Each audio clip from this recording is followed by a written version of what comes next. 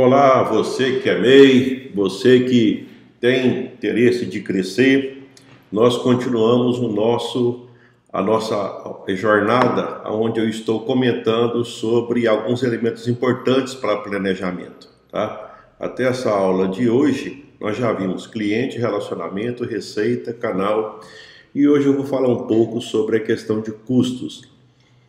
Talvez seja um custo um dos elementos que eu mais tenho trabalhado nas minhas consultorias.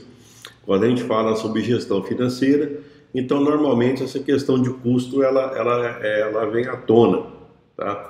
E de certa forma agora me passa pela cabeça o seguinte, eu estou lembrando agora o que está sobre o meu controle e o que não está sobre o meu controle, usando uma expressão diferente.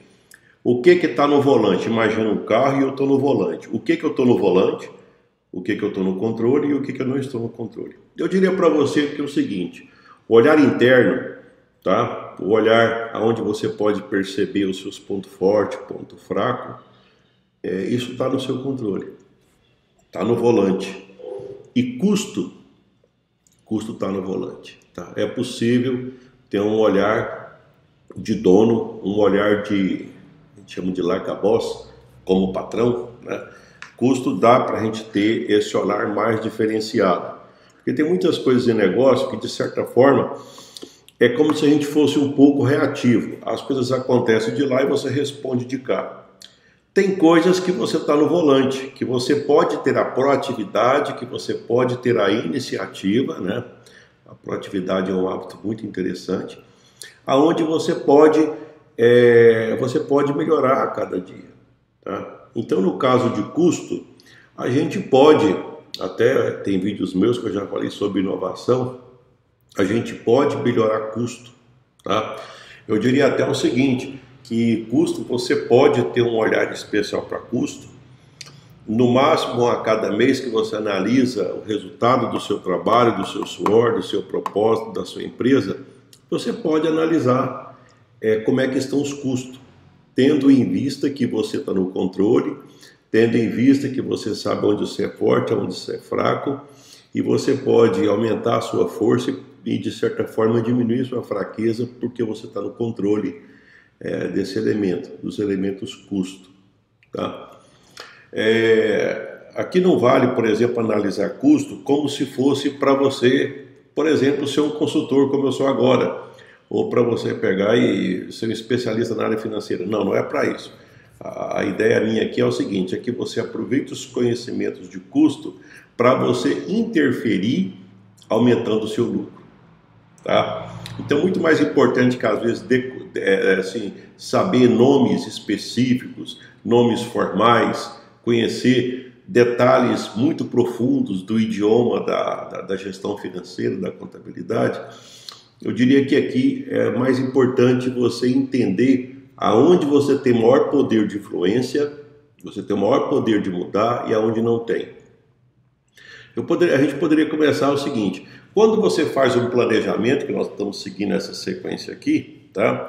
Então a primeira coisa que eu imagino no planejamento é o seguinte, qual vai ser o meu custo? Mas só que nesse custo aqui, tá? Para nós que estamos conversando com quem é de negócio, quanto vai custar para esse negócio. É como se você imaginar o seguinte, ó, nós já falamos de receita. Então, aquilo que eu estou pensando em fazer entra tanto e aquilo que eu estou pensando em fazer eu vou ter que aplicar um tanto. Quanto é que eu vou ter que aplicar? Qual vai ser o custo dessa aplicação? Então é nesse sentido que eu estou falando. Então, provavelmente, a gente vai ter, eu imagino, um certo custo de aquisição de alguma coisa. Se você vai revender, você vai ter que comprar, você vai ter um custo, tá? Esse custo vai ser variável, tipo assim, tá no seu, de alguma forma você tem influência sobre o valor desse curso. Não muito, às vezes, nesse primeiro, mas você também tem influência sobre ele, tá? E depois você vai seguir, vai revender ele. Ou às vezes pode ser um custo que vai ser utilizado, é um produto, é um insumo que você vai usar no seu serviço, tá? Vamos lembrar uma coisa bem simples. Se você é um encanador, tem alguns equipamentos, alguns insumos que você utiliza, um guarda-rosca, que você utiliza no seu serviço, tá? Então você tem esses custos, tá? Perfeito. Então o custo já seria um elemento que eu poderia analisar como dono, tá? Esse custo de aquisição de alguma coisa para que eu possa ter um produto ou um serviço pronto para ser comercializado. E até chegar nesse ponto eu vou ter que acrescentar o valor desse custo. Eu vou chamar de despesa, tá? Então nós teríamos algumas despesas que podem acontecer dependendo do ramo de negócio, tá? Eu posso ter despesa com maquininha de cartão, eu posso ter despesa com alguma comissão, tá? Eu posso ter despesa frete. Essas despesas elas variam, tá? Se você não vende nada, elas não existem. Se você vende mais, elas crescem na proporção da sua venda, tá? Essas despesas variáveis você também tem, vamos chamar dessa forma, você tem controle sobre elas. De alguma forma você tem controle sobre elas, né? Vamos comentar também o que a gente poderia fazer nisso aí. E nós temos as despesas fixas, né? Nos negócios que são presenciais, a gente pode lembrar que nós vamos ter água, luz, telefone, nós vamos ter o prédio, provavelmente aluguel, tá? E essas despesas elas têm uma característica que elas não mudam com o faturamento diretamente. É tipo assim, se você não vender nada, você tem que pagar. Se você tem um funcionário, você tem que pagar, tá? Então é bom separar esses três grupos de despesa, aonde vai o seu dinheiro, né? Eu vou chamar de o primeiro item de custo, é o custo de aquisição de alguma coisa, as despesas variáveis e as despesas fixas, tá bom? Quando você vai fazer o planejamento, eu diria para você o seguinte: quanto mais claro, quanto mais preciso essas informações estiverem, eu diria para você que a sua jornada ela tende a ter um sucesso, assim, até mais possibilidade de sucesso. Agora, quando você se surpreende, mas esse custo não estava previsto, mas essa despesa eu não sabia que existia, esse custo fixo eu não sabia que existia, ou eu não sabia que era nesse volume. Então, é como se eu estivesse dizendo o seguinte: você está com muitas surpresas, tá? O que é a surpresa nesse aspecto? Se a surpresa for grande é porque não foi planejado, tá? Normalmente, planejamento, aqui eu vou lembrar de uma tirada de Maquiavel, que ele fala o seguinte: é certo que planejamento a gente acerta em torno de 50% das coisas, tá? Mas vou te falar uma coisa, acertar 50% é bem melhor do que você não saber nada do que acontece em 100%. Olha só que sacada interessante. Quer dizer, então quando eu planejo, eu tenho condição de prever, segundo esse pensamento dele, até 50%. Olha que fantástico, tá? Mas eu acho interessante isso, tipo assim, porque na pior das hipóteses, planejar é um bom negócio. Entendeu? Eu nunca vi alguém dizer que planejar não é um bom negócio. Então, se você souber quais são os seus custos, tá? Isso ajuda muito, tá? Na largada. Por quê? Porque você já vai sair e você já vai fechar aquilo que eu falei no item anterior. Bem, se eu sei qual que é uma receita provável, e se eu sei do outro lado qual que é a minha despesa, então eu já tenho uma expectativa do que eu vou colocar no bolso, tá? Agora, quando eu vou para o negócio e que eu não consigo enxergar uma sobra, eu tenho defendido a ideia seguinte: olha, esse negócio não te merece, pensa mais um pouco, cria um novo protótipo, pensa tudo novamente, tá? Você só dá a largada na hora que você percebe que a direção está correta. Por quê? Porque a direção é mais importante do que a velocidade. Eu tenho defendido isso em vários vídeos meus, eu tenho defendido essa ideia. Ainda mais para você que está na situação de MEI, quer dizer, se é MEI é porque está começando, então é necessário, vamos dizer assim, pegar o conhecimento de muitas pessoas que já têm, tá? E daquelas que deram certo, tá? Para que você possa aumentar a eficiência na hora de você analisar, na hora de você montar o seu próprio negócio. Em relação a custo, eu diria para você o seguinte: você vai ter um custo inicial esse custo eu vou dizer para você que ele tende a ser menor do que aquele que você está planejando. Por quê? Porque tem um detalhe que acontece quando você está com o negócio já em andamento, que é a sua experiência. É que você, de certa forma, é como se o negócio ele fosse ciclos. E o negócio tem que funcionar como um ciclo. Por quê? Porque é mais ou menos o seguinte, você faz, confere, tá? Então, nesse ciclo de fazer e conferir, a cada conferência você valida aquilo que dá certo, aquilo que deu certo e continua fazendo, e você deixa de fazer o que não dá certo ou muda a forma de fazer aquilo que não deu certo. Tá? Então, por isso que é importante ter ciclos, porque no ciclo você consegue parar, analisar. E na hora que você para, aí então você diz, isso aqui eu vou continuar, isso aqui eu não vou continuar. Tá? Então, eu tenho defendido que esses ciclos eles têm que ser, no máximo, mensais você deveria fazer. O que na verdade daria o quê? 12 ciclos de conferência por ano, o que de certa forma, se você for analisar bem, eu passei um ano, eu conferi 12 vezes a minha empresa, assim, uma conferência profunda, né? Eu acho ainda até pouco, mas tudo bem, mas eu acho que isso aí já vamos dizer assim, já é algo que já permite você aumentar muito a eficiência. Por quê? Porque a maioria das pessoas às vezes nunca confere. Elas ficam meio do tipo, nossa, eu não sei o que está acontecendo e nunca vai saber. Tá? Por quê? Porque não parou, não criou um dia para analisar número, né? Então aí não vai ter. Então esses números que você vai ter dos seus custos, esse inicial, esse do planejamento, ele vai ter um tanto, tá? Eu diria para você o seguinte, esse custo ele já tem que mostrar que quando comparado à receita, já sobra alguma coisa para você, tá? Então já tem alguma coisa, né? Já tem alguma coisa para colocar no seu bolso, tá? E você consegue de alguma forma baixar custo. Mas no planejamento, nesse momento, é claro que você não vai baixar nada. Nesse momento você está, tipo assim, calibrando. Será que compensa eu colocar o pezinho na água? Será que compensa eu seguir esse caminho? Será que compensa eu pegar e colocar aqui meu esforço, tá? Colocar o meu trabalho nesse projeto? Então, essa ideia desse custo, onde você vai pegar o custo de aquisição de produto ou de serviço, as despesas variáveis, as despesas fixas, e olhar se compensa. Tá? Olhar se compensa.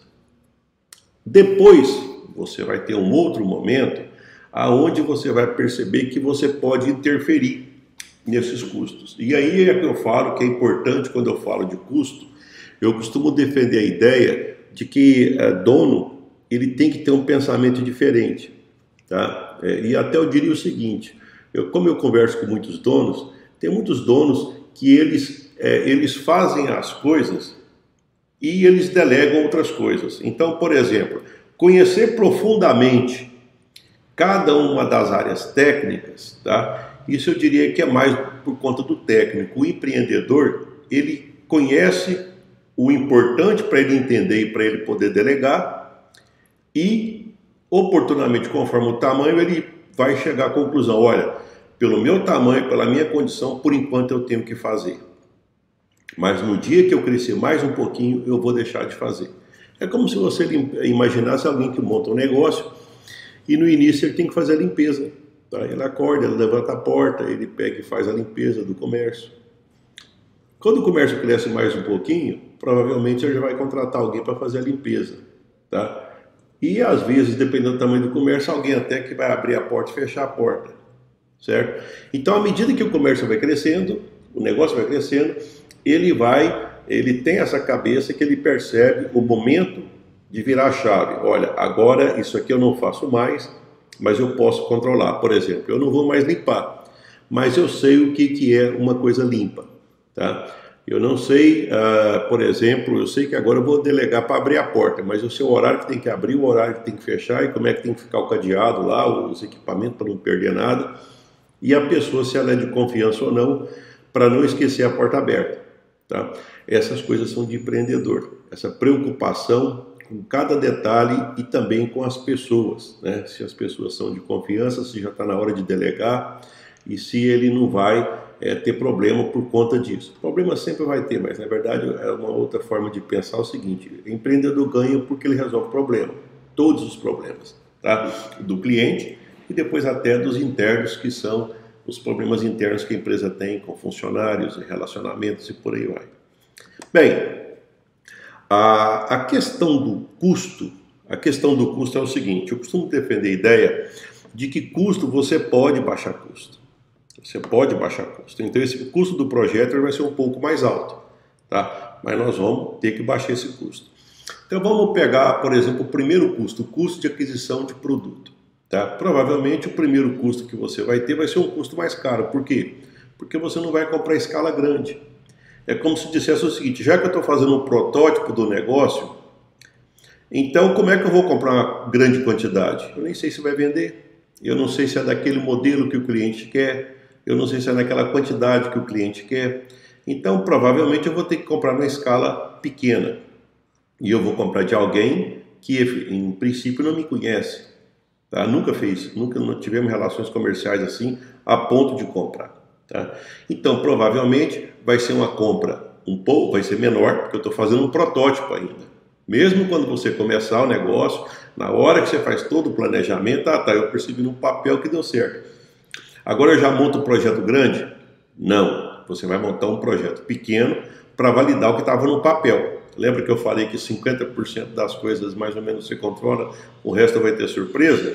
Então, isso vai aparecer na hora que você colocar o pé na água. Na hora que você pegar e for para o campo de batalha, vai aparecer coisas que não vão bater com o que estava no papel, tá? Então você vai ter surpresas, tá? Então você vai comprar produtos mais caros. Você vai comprar uma escala menor e produto mais caro. E você ainda corre o risco de comprar coisa que depois você não vai conseguir revender, tá? E se eu te falar, Levi, mas acontece isso? Bem, eu vou te falar que tem dois tipos de pessoas. Tem uns que quer crescer nos negócios, que tem a humildade de entender que é assim que funciona. Tem outros que falam, por exemplo, não, isso não acontece comigo. Eu te falo o seguinte: quem pensa que só vai nadar de braçada, tudo vai dar certo, é porque nunca montou negócio, tá? É porque não tem experiência. Se tivesse experiência, ia fazer igual eu estou falando. Cara, tá? É assim que funciona, mas você aprende. Tá?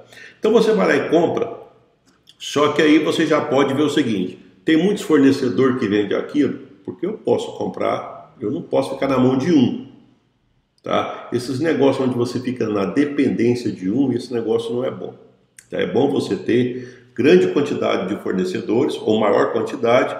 O ideal, é claro, isso aqui já que a gente está falando de planejamento, o ideal seria o seguinte: que eu tivesse fornecedores que eu pudesse escolher e que eu tivesse do outro lado também clientes que também eu pudesse escolher. Qual que é a lógica? Eu tenho que escolher um grupo de clientes que eu consigo atender muito bem, que eu consigo atender acima da média, porque eles percebem meu trabalho, e eu representando esses clientes eu tenho uma força, tá? Porque agora sou eu, mais tantos clientes que eu represento, negociando com o fornecedor. Então eu poderia ter uma força muito grande de negociação com esses fornecedores, tá? Isso seria o ideal, tá? Uma outra coisa também é o seguinte: eu já falei em outros vídeos, aquilo que eu vou fazer, todo mundo faz, ou eu faço de uma maneira diferente. A barreira de entrada tipo assim, é difícil fazer o que eu vou fazer, ou qualquer um chega e já vai montando, tá? Então, se eu tiver condição de ter um fornecedor de alguma coisa, tá? Normalmente é uma decisão que ao longo do tempo você vai perceber qual que é o caminho a ser seguido, né? Se por exemplo, trabalhar com um produto mais para custo, que eu acho muito difícil, tá? Por quê? Porque vocês têm tamanho pequeno, tá? Quem trabalha com estratégia de custo, normalmente atacarejo, né? O atacado e varejo. Você já viu aquelas lojas grandes que você vai lá, se você comprar um produto custa um tanto, se você comprar 10 custa um outro preço, e você chega lá nesses atacarejos, tá os pequenos produtores todos comprando lá. Por quê? Porque é mais prático, ele vai lá, ele compra a quantidade que ele quiser, ele compra no atacado, tá? Mas não tem embalagem, não tem nada. Os atacadão, eles estão em todas as cidades. Essa cidade é um pouco maior, quer dizer, eles têm estratégia de custo. Como eles vendem em grande quantidade, eles podem baixar custo. Acho pouco provável que alguém que seja MEI vá utilizar estratégia de custo. Não é estratégia para você. para você estratégia de diferenciação. E de alguma forma, naquele produto que você está vendendo, você tem que colocar o seu serviço. Tá? Eu diria para você o seguinte, que se naquele custo, naquilo que você está vendendo tem que instalar, ou tem que montar, tá? E você é uma excelente pessoa para fazer esse serviço de montagem, tá? Então você compra alguma coisa que tem que instalar, tem que pregar na parede, tem que, vamos supor, você pega compra um filtro e agora tem que entregar o filtro pregado na parede lá, o filtro purificador de ar na casa da pessoa, tá? E essa pessoa tem uma casa bonita, ela não quer estragar a casa, então ela não é questão do preço do produto, é que ela pensa também o seguinte, dependendo de alguém que vem aqui, eu me pego uma parede aqui, então não teve vantagem. Então, eu defendo muito a estratégia de quem é pequeno, acrescenta o valor de você enquanto um prestador de serviço, que você faz um serviço que você vai proteger aquela pessoa que está comprando. Tá? Eu até estou lembrando aqui, da manutenção em ar-condicionado, e você vai lá e tira lá os equipamentos, limpa, passa um antifúngico, faz alguma coisa, é um serviço. Tá? Da manutenção em sistemas eletrônicos, aí você tem que ir lá conferir a fiação, conferir cada detalhe, então você pode dar o seu toque especial, e é coisa que grande não faz. O grande vai precisar de você para fazer isso, tá? Então eu defendo muito que para você que é pequeno, pelo menos começar a mexer com o negócio, quando você tem essa habilidade de fazer alguma coisa do serviço, isso te fortalece muito, tá? E isso faz com que a possibilidade de crescimento do seu negócio seja maior. Tá? Como é que você vai pegar e nascer e já vai querer brigar em custo com os atacadão da vida? Você entendeu? Então você não tem nenhuma quantidade de dinheiro, não vende também com o prazo que eles vendem, não tem condição de pegar e comprar do jeito que eles compram para conseguir ter preço competitivo. Então a sua estratégia não é de custo, a sua estratégia é de diferenciação. Você vai de alguma forma dizer que você é tão bom para fazer alguma coisa, pelo capricho que você tem, pelo capricho que as coisas que você faz, das coisas que você faz, você se diferencia. Eu falei também sobre despesas variáveis, tá? Uma das coisas que eu vejo assim nos atendimentos que eu faço é que as pessoas elas falam, não, eu nem lembro quando que eu pago no cartão, na taxa de cartão. Olha só como é que é as coisas. Eu diria para você o seguinte. Às vezes tem empresa grande aí que no giro, ela gira muito, mas ela ganha às vezes nem 5%. Tá?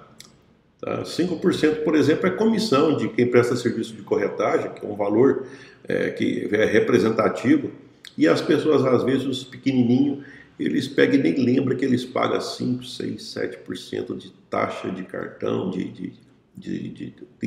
faz recebíveis, ou seja, vende com 30 dias, e depois pega tudo com 2, 3 dias, né? E aí desconta uma taxa altíssima, né? Quer dizer, isso já mostra que a pessoa, ela realmente não está fazendo conta, tá? Porque se fizesse conta ia perceber que, vamos dizer assim, aí tá, não sei se é a palavra certa, mas eu tô da cereja do bolo, cara, tá dando dinheiro uns para os outros, tá? Se o seu negócio, por exemplo, se o seu empreendimento ele sobra 10%, numa dessa tem alguém ganhando 5 sem fazer nada, entendeu? Não fez nada, só pegou 30 e passou, tipo assim, pegou tudo que você receber com 30 dias e te entrega com 3 dias e ganhou a metade do seu negócio, sem dor de cabeça, sem nada, e você aí batalhando para danar, tá? Mas é o seguinte, tem gente que não faz isso, e eu te falo o seguinte, são menos pessoas que não faz isso, a maioria não faz conta, tipo assim, acha, não é porque eu não tenho dinheiro. Mas aí eu diria até o seguinte, é por isso que tem que fazer, tá? É porque é o seguinte, já que não tem dinheiro, já que o negócio é pequeno, então não está na hora de curtir a vida, concorda? Aí eu já não tenho dinheiro, estou acabando de falar, estou correndo risco danado, tá? Qualquer coisa que aconteceu, nem dinheiro eu vou ter, eu já estou endividado, porque eu já estou devendo, tipo assim, eu já peguei tudo que eu tinha e nem consegui esperar 30 dias. Tá percebendo? Então, quer dizer, é um negócio que ele tem, tipo assim, é difícil você imaginar que esse negócio vai para frente, desse jeito, tá? Então, toda vez que eu atendo, eu sempre pego e falo o seguinte, porque eu não poderia, de alguma forma, não deixar alternativa, que é não deixar alternativa? Olha, mas como é que eu faço? Eu não tenho dinheiro, então como é que eu faço? Eu falo, então marca a data. Como é que é a marca a data? Olha só a estratégia que eu inventei para o jeito Levi de resolver isso. Bem, eu costumo perguntar assim, olha, você pretende mexer com o negócio por mais quanto tempo? De maneira geral, as pessoas falam que é mais, dependendo da idade da pessoa, dá mais de 20 a 30 anos. Aí eu pergunto, daqui a um ano você quer estar desse jeito, antecipando seu dinheiro? Não, eu não tinha pensado nisso, mas eu acho que eu não quero. Pois sim, também, se você acha que você não quer, excelente. Então você não deve ficar trocando o seu dinheiro da forma como você está fazendo, tá? Então como é que eu faço? Marca a data. Porque marca a data e nesse intervalo até a data que você marcou, você sabe que você vai para o sacrifício. O que é o sacrifício? O sacrifício de fazer o seu dinheiro aparecer. Tá? Eu diria até o seguinte, se você gosta tanto de ser empreendedor, você vai abrir mão de algumas coisas, mas você vai perceber que o dinheiro começa a aparecer. Primeiro que você começa a esperar o prazo vencer daquilo que você vendeu a prazo. Se é que precisava vender a prazo também, porque uma outra coisa que acontece é o seguinte, tem muita gente que paga à vista, tá? Tem muita gente que pagaria à vista, mas pagou a prazo, quanto que é? Qual que é a diferença se eu pagar no débito ou no crédito? É a mesma coisa. Eu, por exemplo, faço isso. Bem, então se você falar para mim que no débito e no crédito é a mesma coisa, e eu sei que no crédito depois me rende viagem, me rende milhas, que depois eu posso comprar passagem, recentemente eu comprei uma passagem de R$ 1.500 de São Paulo para Goiânia, e de volta de Goiânia para São Paulo, eu paguei R$ 1.500 e poucos reais. Só que eu não paguei. Eu tinha ponto no cartão e aqueles pontos foram suficientes para pegar e cobrir essa passagem. Entendeu? Então, quer dizer, não tem vantagem nenhuma eu ter que então é melhor comprar no crédito, que lá no crédito me rendeu, olha só, a quantidade de coisa que rendeu, deu R$ 1.500 de crédito, tá? Na compra de uma passagem. Vamos imaginar que você pague numa maquininha 4%, 5%. E se você desse um descontozinho para o cliente, para ele pagar à vista de 2%? Olha, eu te vendo, é esse preço para pagar com 30 dias, mas se você pagar à vista, eu te dou um descontozinho de 2%, fica bom? Pronto.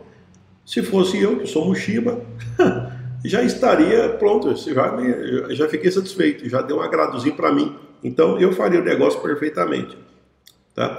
Então, essa parte de custo, tem muitas alternativas, é o que eu te falo, você vai nesse projeto inicial, você vai conseguir, tá? Tipo assim, abaixar, certo? Você pode abaixar. E por último tem o custo fixo, né? Tem o custo fixo, que são aquelas estruturas que se vendeu, paga. Se não vendeu, paga também. Eu diria para você o seguinte, que essa estrutura de custo fixo, tem muitas pessoas que às vezes estão em casa, eu já atendi muitos isso. Eles estão em casa e vendem, por exemplo, às vezes vende roupa de porta em porta, tá? E chega uma hora que já quer pegar e comprar e montar uma empresa lá no centro da cidade, aonde tá todas as lojas. E hoje em dia, isso há muito tempo atrás não tinha, as pessoas elas andavam a pé, agora elas andam de carro.